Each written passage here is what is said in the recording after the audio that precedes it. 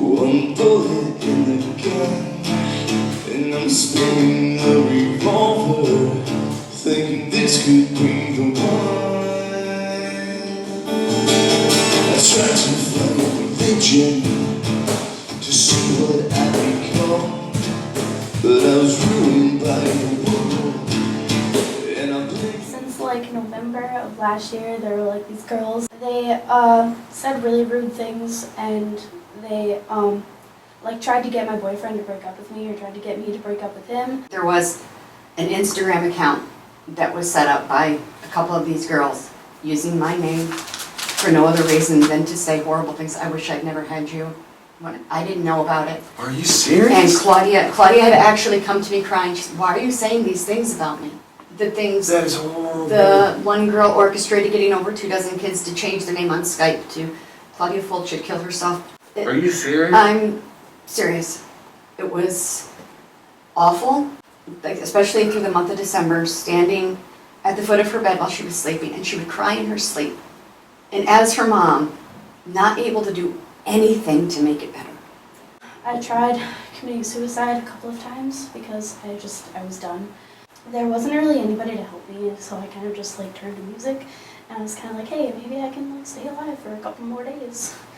And it helped a lot, and I ended up going to the hospital for like 9 or 10 days, and we were only allowed to have like this little iPod, and it was filled with mostly like your guys' stuff and stuff from a couple of other bands, and we were only allowed to listen to it from a certain time to a certain time, and I was like, I need to listen to this like every single day all the time. That was pretty much what like got me through everything. And Take the Bullets Away, she listened yeah, to. that's like Over my favorite song right and now. over Really? and Oh my over God. again. Wow. Well, I think it's incredible that you're sitting here, first of all, and you're super brave to tell that story, especially with being filmed while you're telling it. I'm sure that's not easy. Yes, you- But to know that the music that we write, that you have allowed us into your heart that way, and to be a part of your life like that is a great honor. And I want you to know, like, I don't know you very well, Claudia, but I can tell already that you are a wonderful young woman, and you need to know that your life has purpose, and you are a special girl, even if you don't see it. And I don't mean that in a pandering way. I mean that Yeah. I can see it in your mom's eyes right now. Like, she loves you to death, and you have people who love you. And these other people, I can't imagine that kind of evil coming out of somebody's mouth Yeah. towards another, and then grouping together. How they can hate themselves so bad that Yeah.